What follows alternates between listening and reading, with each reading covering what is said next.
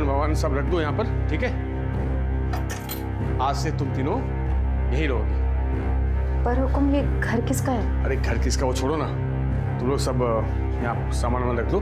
वैसे हुकुम, ये घर तो बहुत साफ सुथरा है, अच्छा है, काम का भी बता देते तो। आधार कार्ड है तेरे पास? हाँ है, पर आधार कार्ड क्यों? ला दी मुझे, देख। आ जा बेटा, बैठ।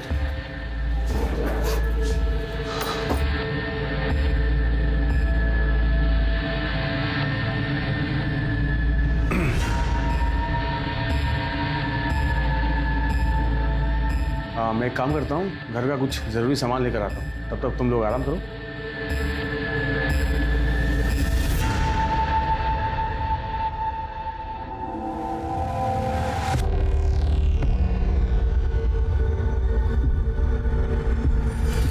मासा, अपने आधार कार्ड देने की क्या जरूरत थी? बोल देते ना नहीं है। अरे छुरी, हमारा दिमाग नहीं चला ना उस वक्त, उन्होंने मांगा मैंने दे दिया। दिमाग ना चला मतलब? थारी इन्हीं हरकतों की वजह से आज हम यहाँ आए। क्या जरूरत है आधार कार्ड देने की? तो छोरे शांति रख, वहाँ कौन से मजे में थे? अरे ना काम था ना खाने को था। हम दोनों ने ना भूखा नहीं मारना चाहती, इसलिए यहाँ आने के लिए राजी हो गई। और तुम बड़ो मने खामा में सुना रहे हो। चलो कोई ना, सब ठीक हो जाएगा। कैसे ठीक होगा? अब तो तुमने आधार कार्ड भी दे दिया, अब तो मैं ऐसे भाग भी ना सकते।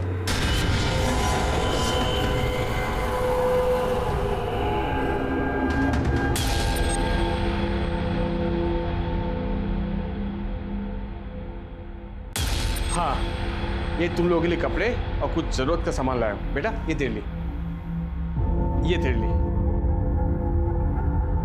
ये तेरे लिए, और मैं तुम लोग के लिए मोबाइल भी लाया हूं, तीनों के लिए, ठीक है? और ये फाइल तेरे लिए।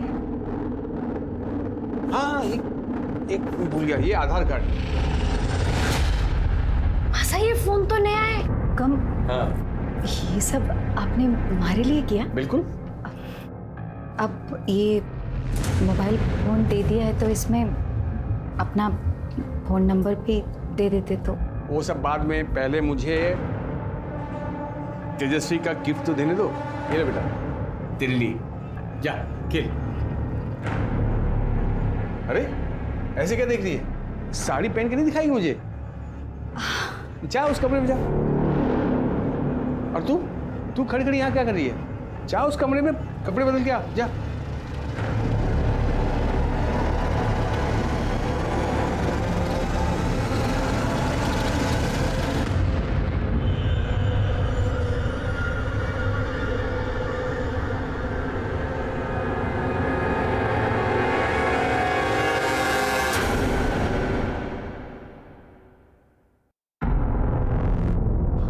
आप यहाँ क्या कर रहे हो?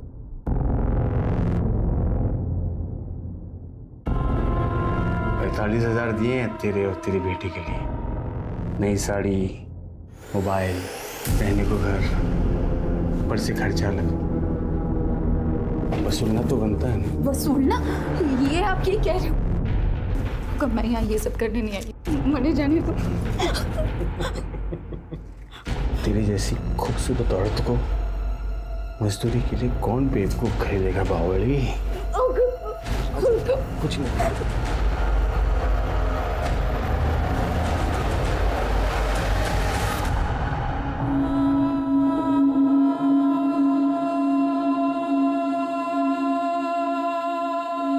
मासा, देखना कैसी लग रही हूँ। पायल उतार दे ये कपड़े और अपने पुराने कपड़े पहन ले। क्यों? हर सवाल का जवाब देना जरूरी ना है। तन्ने मुंह फुला के बैठना है ना, तू बैठ। माने तो घूमने जाना है, मैं चल। पायल तू सुन नहीं रही मैं क्या कह रही हूँ? पायल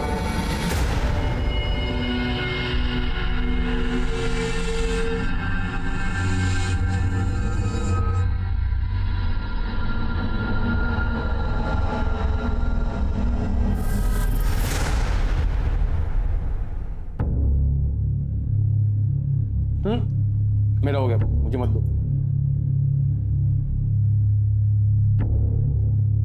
एक बात पूछनी थी। रोज रात में तो आप हमारे साथ तो रहते नहीं, तो फिर कहाँ जाते हो?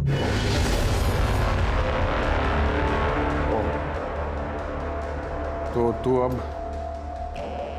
मुझसे सवाल करेगी? क्यों बात नहीं, बस मैं तो ये जानना चाह रही थी कि अगर हमारे साथ नहीं रहते तो फिर किसके पास जाते हो?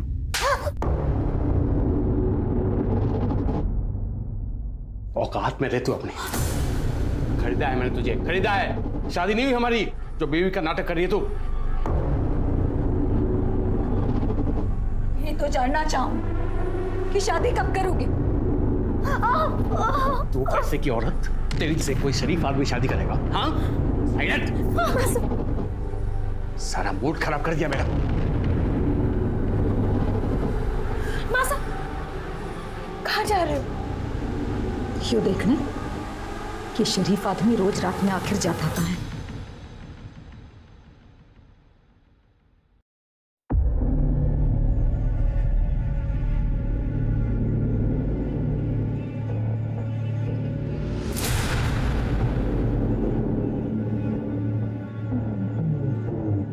कहाँ गई थी तू?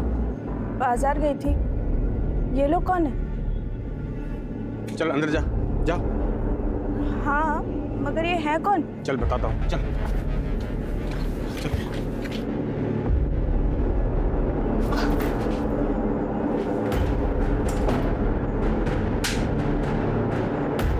अब समझ में आ गया कौन है ये लोग? या डिटेल में समझाऊं? मासा चलो यहाँ से, चलो।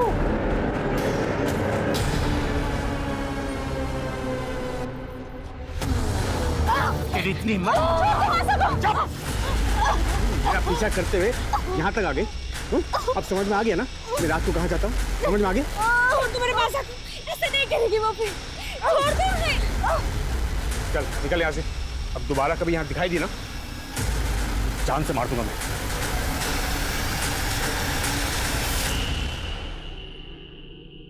मिश्रा, मुझे पता लगा है पॉलिटिकल फंक्शन में तुमने फोर्स कम भेजी, ऐसा क्यों? सर बाकी की फोर्स मैंने सिविल हॉस्पिटल में भेजी है। सर, गौतम नगर के पीछे वाले एरिया में एक डेड बॉडी मिली है।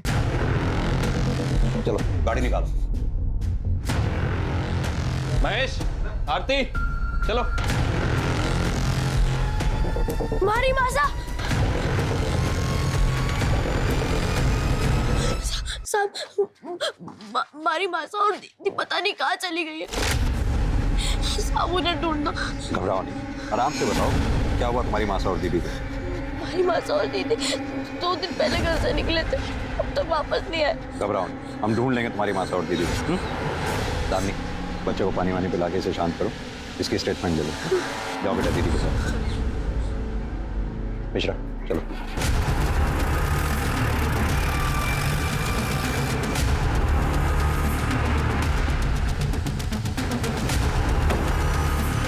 आओ सर इधर।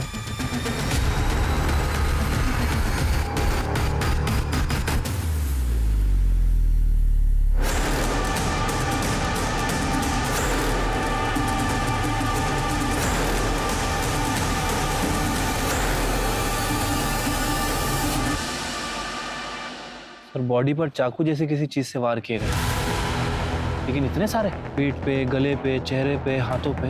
Multiple stabbing. मारने वाला इस हद तक नाराज था, इस हद तक नफरत करता था, कौन हो सकता है? शायद इसका कोई चाहने वाला या फिर इसका पति। बापू नहीं है हमारा, कुछ साल पहले मर गए थे। मासा और दीदी है, और कुछ टाइम पहले वो हुकुम हमारे को यहाँ ले आए। हुकुम कौन? पूरा नाम क्या है उनका? नाम तो ना पता हमारे को, सब उन्हें हुकुम ही कहते हैं। कहाँ से ले आए थे वो तुम्हें? सर पहनावे से तो लग रहा है कि राजस्थानी है। खून भी सूख चुका है, बॉडी जिस कंडीशन में है देखकर लगता है कि मर्डर 2-3 दिन पहले हुआ। मासा परसों सुबह घर से निकली थी, और जब वो वापस नहीं आई तो अगली सुबह पायल दीदी उन्हें ढूंढने चली गई, और आज पायल दीदी भी घर नहीं आई। मोबाइल फोन है दोनों के पास? हाँ, पर कोई फायदा नहीं। मैंने बहुत कोशिश की, पर दोनों का फोन बंद आ रहा है। सर हमने आसपास अच्छे से चेक कर लिया, पर कहीं कोई मोबाइल, पर्स, आईडी या मर्डर वेपन वगैरह कुछ भी नहीं मिला। सर बॉडी पे जबरदस्ती के कोई निशान नहीं है, रेप नहीं हुआ है। बाकी रिपोर्ट आने पर ही पता चल पाएगा।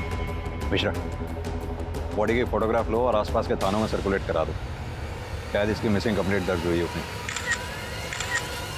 यो हमारी मासा है और यो पायल दीदी।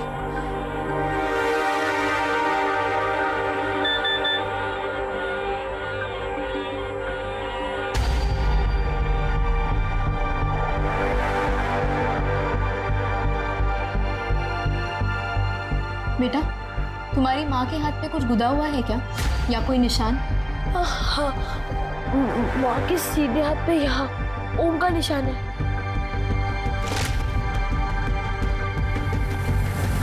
बेटा, अभी मैं तुम्हें कुछ दिखाने वाली हूँ, घबराना नहीं। ध्यान से देखो और मुझे बताओ कि यही तुम्हारी माँ है। मासा, ये हमारी मासा। इन्हें क्या हुआ दीदी? मासा को क्या हुआ? मासा ऐसे ले शांत हो जाओ। मासा जागो, मासा, मासा, मासा। आज तक अपने करियर में मैंने ऐसा केस नहीं देखा। एक 12 साल के लड़के को अपनी माँ की बॉडी की शिनाख्त करनी पड़ी। मिश्रा, जाहिर सी बात है, इस बच्चे तेजस्वी का सदमा बहुत गहरा है। हम चाह के भी इसका दुख कम नहीं कर सकते, लेकिन हाँ, इसकी माँ रेवती को इंसाफ दिलाकर बहन पायल को सही सलामत ढूंढकर हम इसका दुख कम जरूर कर सकते हैं। लेकिन इसके लिए हमें पता करना होगा ये हुक्म है कौन जो रेवती और पायल को राजस्थान से खरीद कर इन तीनों को यहाँ कानपुर में लेके आया। मकान दिला, कपड़े दिला, मोबाइल फोन दिला। मिश्रा, तुम एक काम करो, पता करो ये तीनों नंबर किसके नाम पे रजिस्टर हैं। शायद इसी के जरिए हम उस हुक्म तक पहुंच पाएं और पायल को सही सलामत ढूंढ पाएं। ठीक है सर।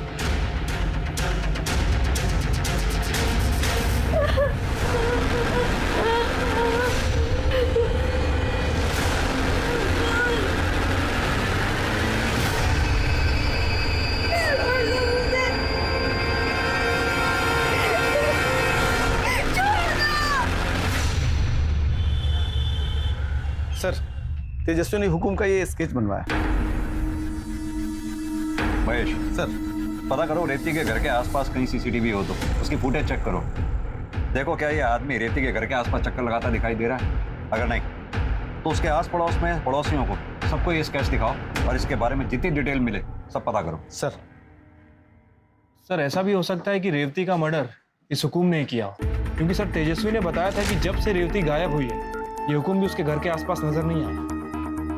ये रेवती की पोस्टमार्टम रिपोर्ट आई क्या? सर अभी सरकारी हॉस्पिटल में हड़ताल चल रही है, शाम तक खत्म हो जाएगी। सर कल तक पोस्टमार्टम रिपोर्ट आने की उम्मीद भी है। सर, रेवती, पायल और तेजस्वी तीनों के भी नंबर्स रेवती के नाम पर रजिस्टर्ड है। फोन और सिम कार्ड तीनों भी अलग अलग जगह से खरीदी गई हैं और एड्रेस प्रूफ में राजस्थान के एड्रेस का आधार कार्ड दिया गया है। इन तीनों के कॉल रिकॉर्ड्स में ये हुकुम का नंबर जरूर होगा जिसकी रेवती से बात होती होगी। सर रेवती के कॉल रिकॉर्ड्स में तो बस 2 ही नंबर मिले हैं, एक पायल का और दूसरा तेजस्वी का। इन दोनों के अलावा तीसरा कोई नंबर नहीं है। ये पायल और तेजस्वी के कॉल रिकॉर्ड्स चेक किए? हो सकता है उनमें से कोई एक नंबर हुकुम का हो। यस सर, पायल के कॉल रिकॉर्ड्स में कुछ ऐसे नंबर्स मिले हैं, हम चेक कर रहे हैं कि वो नंबर्स किसके हैं। इतने नंबर्स में से एक नंबर तो हुकुम का जरूर होना चाहिए। एक काम करो, उस बच्चे तेजस्वी को लेकर आओ। Yes sir.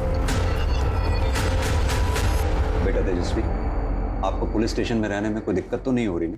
अगर कुछ प्रॉब्लम हो या कुछ चाहिए हो तो बता दें। साहब, पायल दीदी मिली? नहीं बेटा, अभी तो नहीं, लेकिन जल्दी मिल जाएगी। तेजस्वी, हमने कुछ नंबर्स हाईलाइट किए। ये ब्लू कलर में जो नंबर हाईलाइट किए हैं, जरा इन्हें देख के बताओ ये किसके नंबर है? पता नहीं साहब, पर ये शिव और लाखन के ही होंगे, क्योंकि हमारे से अलग दीदी इन दोनों से बातें करती थी। बेटा ये दोनों रहते कहाँ पर हैं? घर तो नहीं पता साहब, पर हमारे घर के आसपास ही देखा है मैंने इन्हें। इन्हें देखोगे तो पहचान लोगे? हाँ।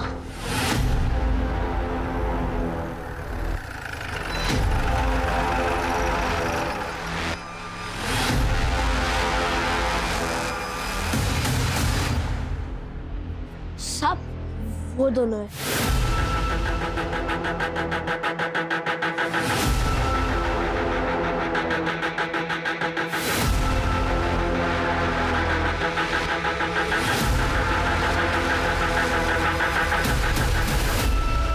साहब, हम और पायल दोस्त थे। वही हमको बताई थी कि उनके यहाँ जो एक आदमी आता था, उसको ये सब हुक्म करके बुलाते थे।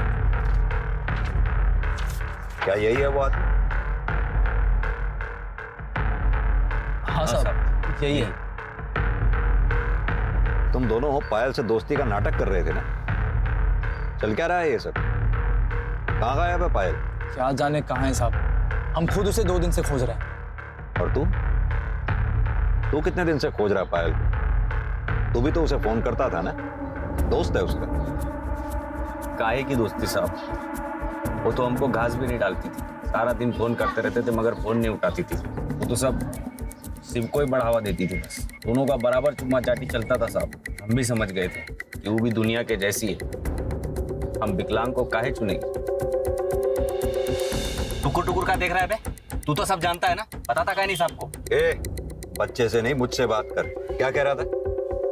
पायल तुझे घास नहीं डालती थी, इसीलिए तूने पायल को गायब कर दिया। हम कुछ नहीं किए साहब। साहब ये सही बोल रहे हैं। पिछले 1 महीने से हमारा प्यार था, फोन पे बातचीत, मैसेज खूब चल रहा था। ये देखिए साहब, वो खुद भी हमको मैसेज करती थी। क्या पायल ने तुम दोनों को ऐसा कुछ बताया था जो उसके गायब होने की कोई खास वजह बन सके? बताई तो नहीं थी साहब, पर हम खुद देखे थे उसके साथ जो हुआ था। एक आदमी उनके घर आया था, वो पायल के साथ रेप किया था, और वो भी उसके माँ के सामने। कब हुआ था ये? अब पायल के गायब होने के 1 दिन पहले। हम समझ गए थे उसके साथ जो कुछ हुआ है, सबका उस पर बहुत बुरा असर हुआ होगा, इसलिए मुझसे मिलना चाह रहे थे, उसे थोड़ा सांत्वना देने के लिए।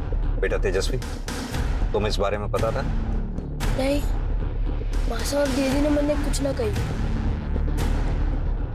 तो तुम दोनों ने उस आदमी का चेहरा नहीं देखा जिसने पायल का रेप किया था? नहीं साहब। अब तो हम सब कुछ बता दिए, जाएं क्या? नहीं, तुम दोनों तब तक नहीं जा सकते जब तक ये साबित ना हो जाए जो कहानी तुमने सुनाई है वो सच है, और पायल के गायब होने में तुम दोनों का कोई हाथ नहीं।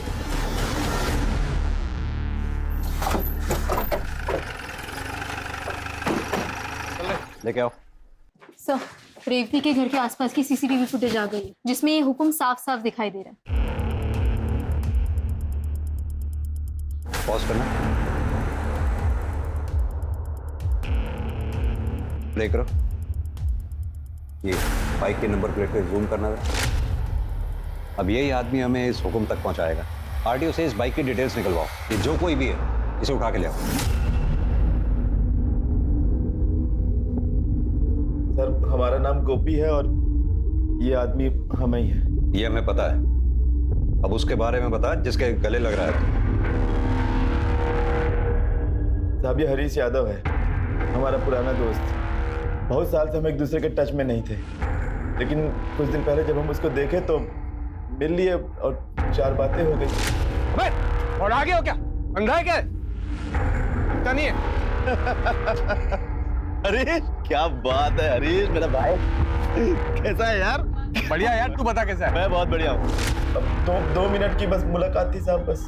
कहाँ रहता है तेरा ये हरीश यादव? बचपन के दोस्त हैं। ये पहले वो सुमन विहार में रहता था। अभी कुछ दिन पहले जब हम वहाँ गए तो पता चला बहुत पहले ही वहाँ से कहीं शिफ्ट हो गया है। अभी कहाँ शिफ्ट हो गया साहब, ये हमको नहीं पता। इतने साल बाद मिला, उसे नया पता नहीं मांगा? फोन नंबर तो होगा?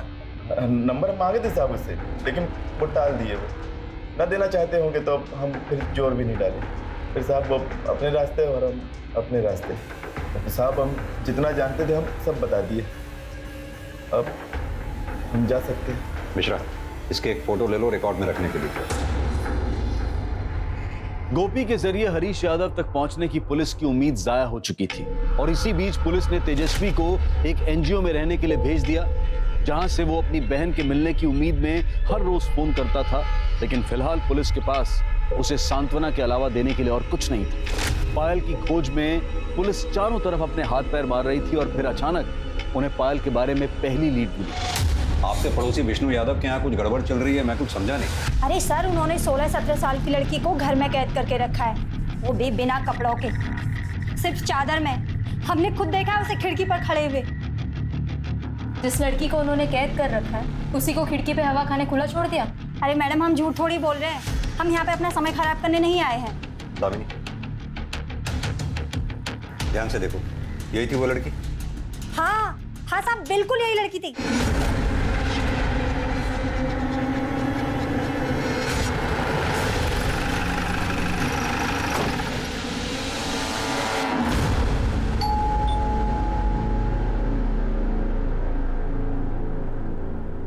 जी कहिए। साइड मिश्रा, घर का कोना कोना छान मारो।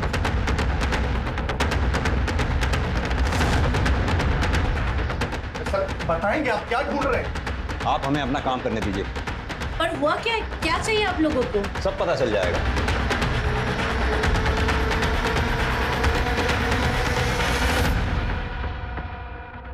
क्या बात है भैया? पुलिस आपके घर में क्या करी?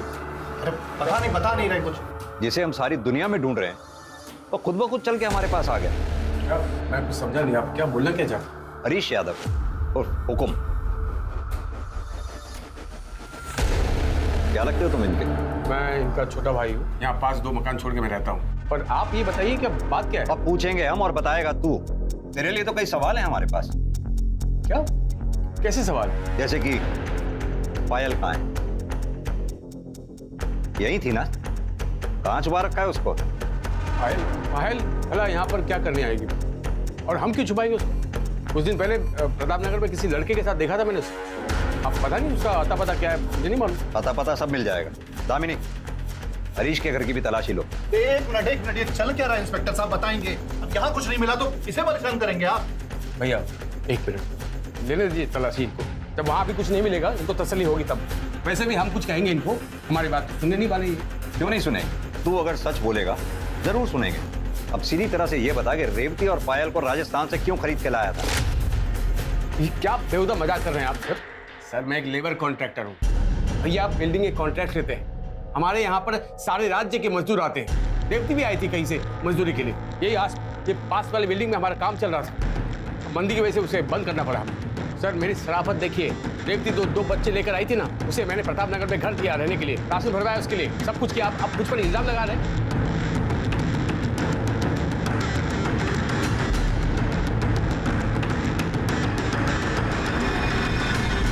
तू तो बहुत दयावान निकला। अगर इतनी ही दया थी तो जब रेवती 2 दिन से गायब थी तो थाने आया क्यों नहीं उसके बारे में पता करने के लिए? 2 दिन तो मैं वहां पर गया भी थी, तो मुझे कैसे मालूम पड़ेगा सब उसके बारे में?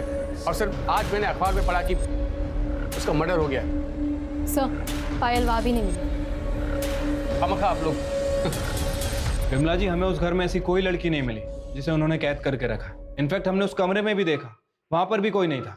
सर ये दोनों भाई ना वो धूर्त और मक्कार है, झूठ बोल रहे हैं वो। सर आप उस पागल औरत विमला की बात पर भरोसा कर रहे हैं?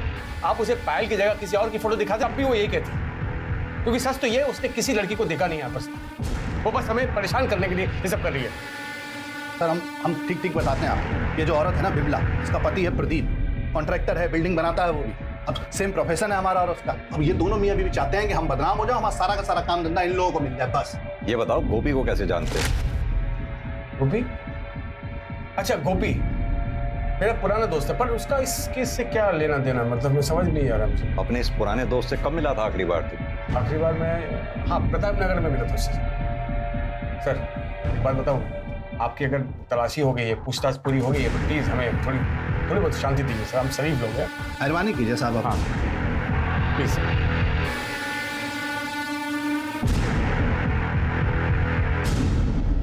ये हरीश यादव का कच्चा चिट्ठा निकालो, कॉल रिकॉर्ड्स, मोबाइल रिकॉर्ड सब निकलवाओ, और ये विमला ठाकुर की क्या कहानी है पता करो। सर विमला ने यादव परिवार पे जितने भी इल्जाम लगाए थे सारे के सारे बेबुनियाद थे। वो ये काम उन दोनों भाइयों को फंसाने के लिए कर रही थी। यानी कि विमला ने किसी लड़की को खिड़की में देखा है, ये बात झूठ भी हो सकती है? हो सकती है सर।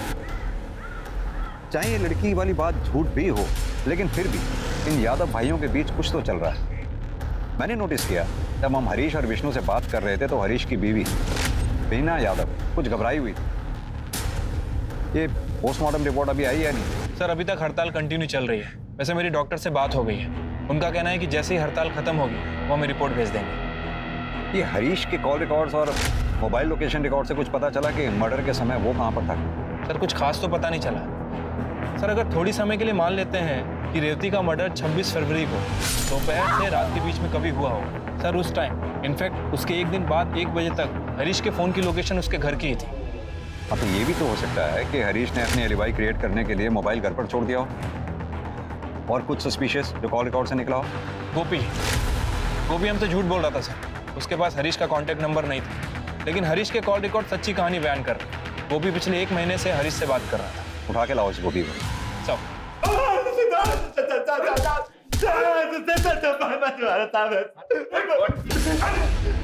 ये बोल के झूठ क्यों बोला? बता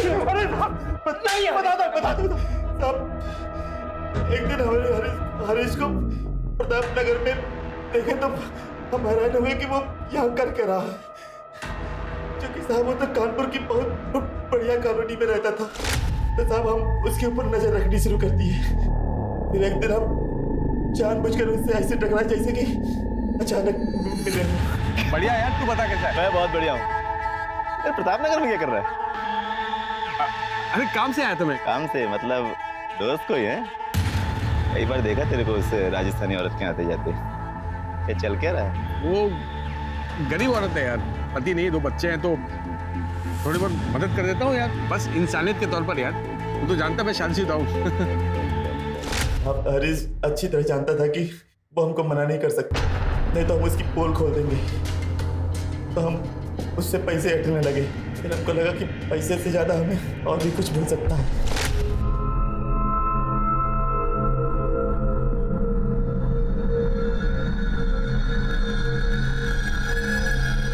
अरे ये रहन, तुम अपने कमरे में जाओ, ठीक है?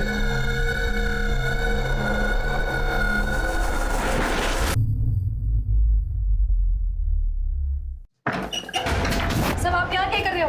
हैरान क्यों हो रही? बताया नहीं क्या हरीश तुमको? हाँ, आप जाओ यहाँ से। आओ इधर बंद कर। यार हम अम्मा कसम खा के कह रहे हैं साहब, हम सिर्फ एक ही बार सोए थे उसके साथ। रेप कहते हैं उसे। और जब दूसरी बार रेवती ने तेरा शिकार होने से मना कर दिया तो तूने उसे मार डाला। भगवान सब नहीं मारे साहब, क्योंकि तुम्हारा की तो नौबत नहीं आई। इससे पहले वो मैं क्यों मारूंगा सर उसको? मेरा तो रेवती के साथ अफेयर चल रहा था। अफेयर नहीं चल रहा था, तूने रेवती को अपनी हवस मिटाने के लिए खरीदा था। और न तू सिर्फ उसका इस्तेमाल कर रहा था, बल्कि औरों से भी रेवती का इस्तेमाल करवा रहा था, जैसे कि गोपी। झूठ बोल रहा है सर, वो कभी ना एक नंबर का। रेवती ने मुझे बताया था कि वो गोपी ताक झाक करते हुए उसके घर तक गया था और उसे अकेला देखकर उसके साथ जबरदस्ती की। वो बिल्कुल टूट गई थी सर। मैं तो यहाँ तक सोचा कि अगर मैं इससे शादी कर लूँ तो शायद उसका दुख कम हो जाए, लेकिन मैं ऐसा करता इससे पहले कि वो गायब हो गई सर। और 2 दिन बाद अखबार में खबर मिली कि उसका मर्डर हो गया। आपको बता नहीं सकता कितना झटका लगा मुझे सर। अगर इतना ही बड़ा झटका लगा था तो तू पुलिस स्टेशन क्यों नहीं आया उसके बारे में पूछताछ करने के लिए? ना ही तूने उसके बच्चों की सुध ली। पायल और तेजस्वी को ढूंढने में प्रताप नगर गया था, पर वो दोनों वहां नहीं थे, चले गए थे कहीं। और आप ही ने तो बताया कि पायल लापता है। अब तक तेजस्वी का भी पता नहीं चल रहा कुछ। पता नहीं सर कहाँ होगा, कैसा होगा, बड़ी चिंता हो रही है मुझे उसकी। उसकी चिंता मत कर, वो जहां कहीं भी है सुरक्षित है।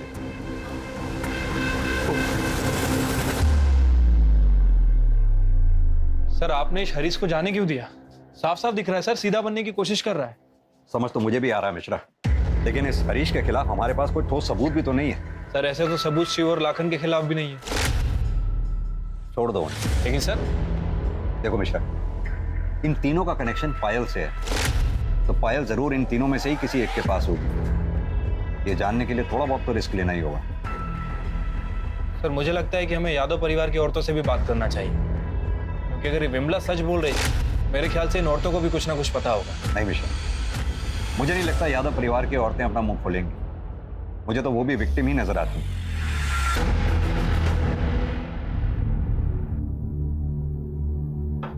क्या बनाया तूने? ना नमक है ना मिर्च, देख खाना नहीं बनता तुझसे।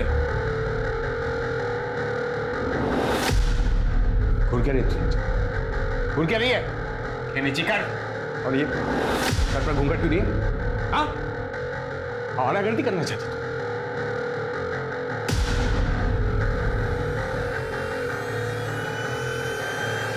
बस अब बहुत हुआ।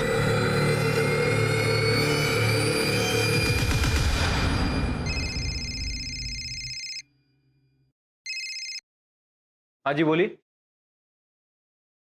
क्या? एक मिनट रुकिए सर। एनजीओ से फोन है, तेजस्वी का कुछ पता नहीं चल रहा। उन्होंने आसपास बहुत ढूंढा, कहीं मिल नहीं रहा। व्हाट? तेजस्वी के नंबर पे कॉल करो।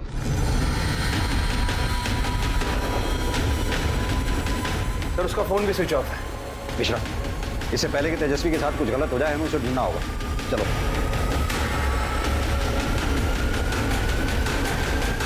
तेजस्वी,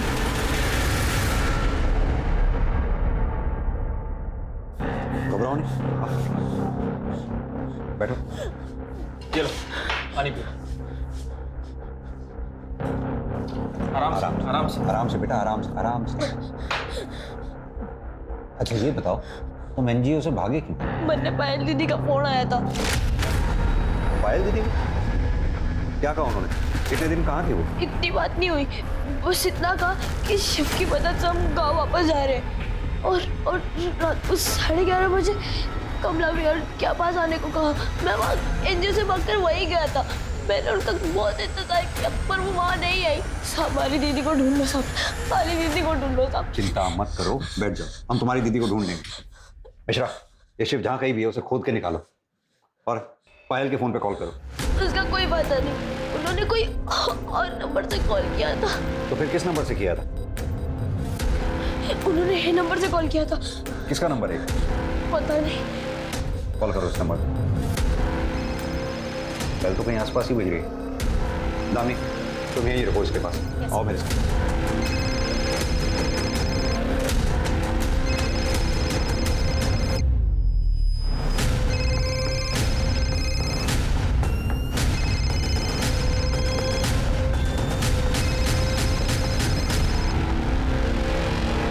सर, 27 मई की शाम को पायल अपनी माँ रेवती को ढूंढने के लिए हमारे घर पर आई थी। फिर हरीश ने बोला कि वो उसकी माँ को ढूंढेंगे और फिर ये भी बोला कि जब तक उसकी माँ नहीं मिलती है पायल हमारे घर पर रह सकती है और अपने छोटे भाई को भी ला सकती है। मगर ये सब वो सिर्फ उसे बेवकूफ़ बनाने के लिए बोल रहा था। उसके बाद हरीश ने विष्णु के घर में ले जाकर पायल को कैद कर दिया। दोनों भाई दिन रात उस बच्ची को नोच रहे थे और मेरी सास और अंजू भाभी को भी इससे कोई प्रॉब्लम नहीं थी। उल्टा वो उसे बढ़ावा दे रहे थे।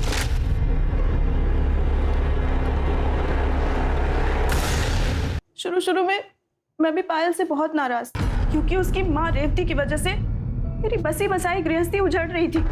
उस दिन जब वो खिड़की के सामने विमला से मदद मांगने के लिए गई थी तब मैंने ही उसे पीछे खींचकर खिड़की बंद कर दी थी। मैं उसके सामने अपना गुस्सा निकालने गई थी मगर उसकी हालत देखकर पायल के साथ जो कुछ भी हो रहा था वो सुनकर मेरी रूह कांप गई। फिर उसने मुझे ये भी बताया कि ये सब कब और कैसे शुरू हुआ। कौन? बड़ी का औरत सीधा हमारे भाई के घर चली गई, उससे बातचीत करने के लिए सवाल जवाब करेगी। इतना काफी नहीं था, तेरे पिल्लों का ध्यान रखा उसने, खर्चा उठाया। बातें आ रहा है तुम लोगों को।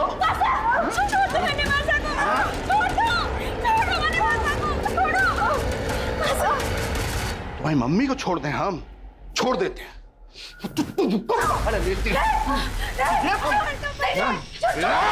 सजा तो देना पड़ेगा। जिसने रेवती की आंखों के सामने पायल का रेप किया वो विष्णु था। अगर पायल विष्णु के घर पे थी तो हमें उस दिन क्यों नहीं मिली जिस दिन हम विष्णु के घर पे पायल को ढूंढने गए? क्योंकि सर हरीश ने आपकी गाड़ी को विष्णु के घर के सामने खड़े होते देख लिया था। इससे पहले कि आप घर के अंदर जाते वो पीछे के दरवाजे से घर के अंदर गया और पायल को निकालकर गाड़ी की डिक्की में डाल दिया। काफी पहुंचे हुए हैं दोनों भाई। ये पायल अभी भी आपके घर में है? नहीं सर, मुझे पता था कि आज हरीश और विष्णु घर लेट आने वाले हैं, इसलिए मैंने पायल को भगाने का प्लान बनाया। उसे अपना फ़ोन दिया और उसने अपने बॉयफ्रेंड शिव और अपने छोटे भाई को फ़ोन करके ये बोला कि वो कमला विहार मतलब मेरे घर के पास रात को आ रहे। उसके बाद क्या हुआ? 11:30 बजे वो घर से निकली और उसके जाते ही आधे घंटे बाद हरीश और विष्णु घर आ गए। जब उन्होंने देखा कि वो घर से भाग गई है तो वो दोनों उसे ढूंढने के लिए निकल गए। सर, अगर उन दोनों ने उसे ढूंढ लिया तो उसे जान से मार देंगे। सर प्लीज आप कुछ कीजिए सर, इससे पहले कि वो उन्हें ढूंढे आप प्लीज उसे बचा लीजिए। आप चिंता नहीं करो मिश्रा, चलो। सर, इंडस्ट्रियल एरिया के पास वाले जंगल में एक जवान लड़की की लाश मिली है। What?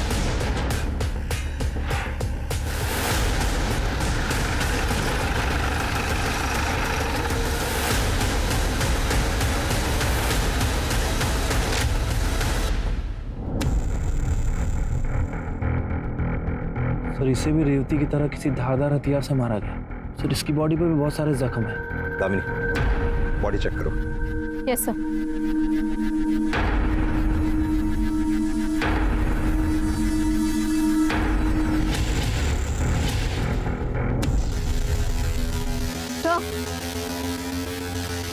तो मर्डर के पहले रेप हुआ ये एग्जैक्टली नहीं कह सकते, पर रेप हुआ जरूर है क्योंकि शरीर और प्राइवेट पार्ट पर निशान है। मिश्रा, बॉडी को पोस्टमार्टम के लिए भिजवाओ और ये विष्णु और हरीश जहां कहीं भी हो उठा के ले आओ। सर,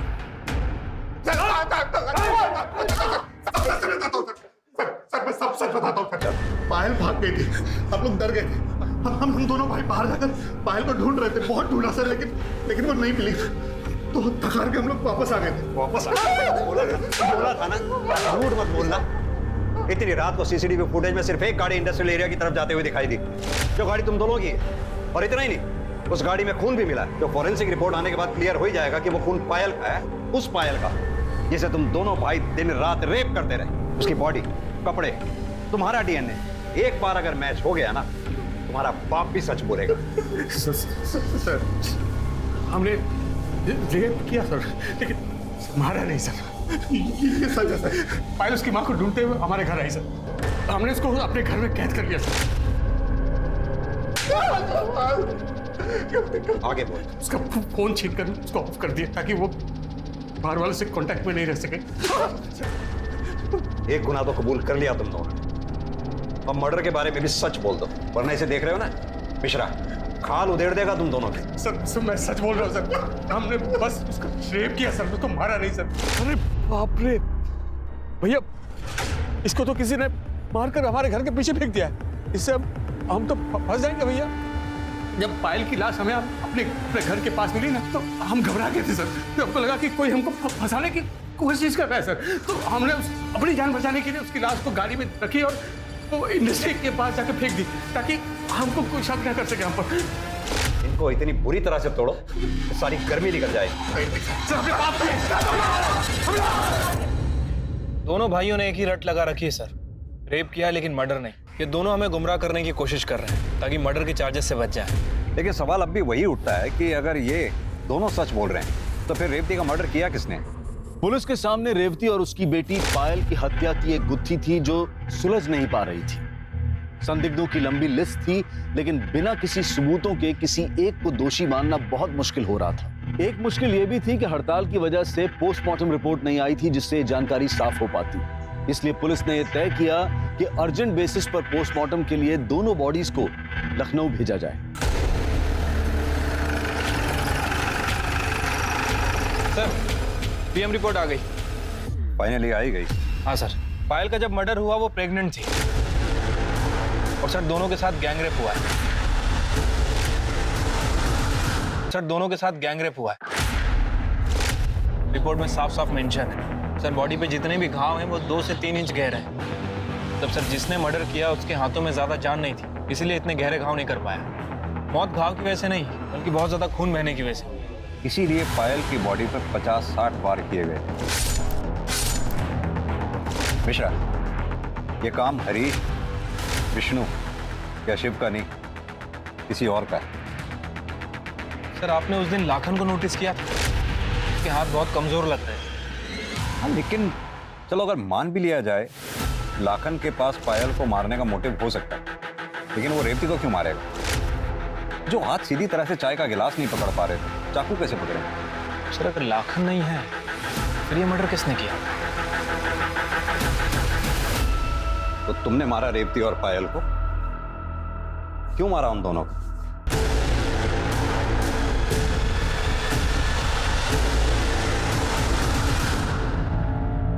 तुम्हारे को बिल्कुल अच्छा ना लगा था जब कोई हमारी मासा की बेइज्जती करता था।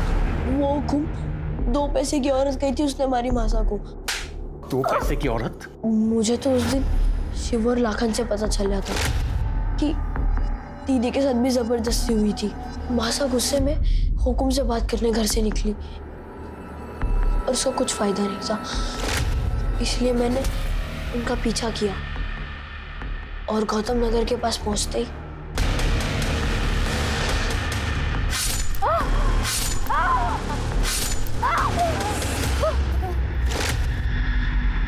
जब मासा घर ना लौटी तो पायल दीदी बहुत घबरा गई थी। वो घर से निकली और कही कि मासा को ढूंढने जा रही है, फिर वो भी वापस ना आई। फिर मैं आपके पास उसके गायब होने की शिकायत लिखवाने आया। जब मुझे पायल दीदी का फोन आया तो उसने मुझसे कही कि हम गांव वापस जा रहे हैं। मैं बहुत खुश था। उसकी कही हुई जगह पर उससे मिलने भी गया। दीदी, तेजस्वी, कहाँ चले गए थे आप? दीदी, तारा यो क्या हाल किसने किया? ये तुझे किसने मारा? कुमार उसके भाई ने रोज जबरदस्ती करते थे मेरे साथ। बहुत बुरा हाल किया।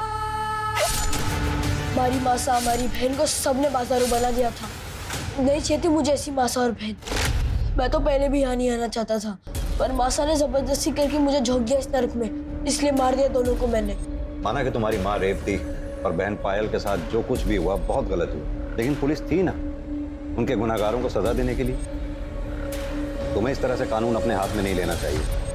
तेजस्वी के जुर्म कबूल करने के बाद भी पुलिस ने विष्णु और हरीश को तब तक पूछताछ के लिए रखा जब तक उन्होंने कबूल नहीं कर लिया कि हरीश ने पायल और रेवती को राजस्थान में हुई अवैध नीलामी से खरीदा था। पायल किससे प्रेग्नेंट थी ये जानने के लिए विष्णु और हरीश का डीएनए पायल के फीटस से मैच करवाया गया, जो कि विष्णु से मैच हुआ और दोनों को पॉक्सो एक्ट के तहत कड़ी सजा सुनाई गई। तहकीकात में पता चला कि रेवती विधवा थी और उसके रिश्तेदारों ने उसे किसी बिचौलिए को बेचा था और उस बिचौलिए ने आगे उसे हरीश को बेचा। बेशक तेजस्वी की कच्ची उम्र अपराधी और निर्दोष में फर्क नहीं कर पाई, जिसके कारण उसने अपनी ही मां और बहन की हत्या कर दी। लेकिन उस मासूम की इस मनस्थिति के लिए वो सभी लोग जिम्मेदार हैं जिन्होंने उसे इस हाल में पहुंचाया। कोरोना वायरस से बचाव के लिए सरकार और प्रशासन ने कई कदम उठाए हैं।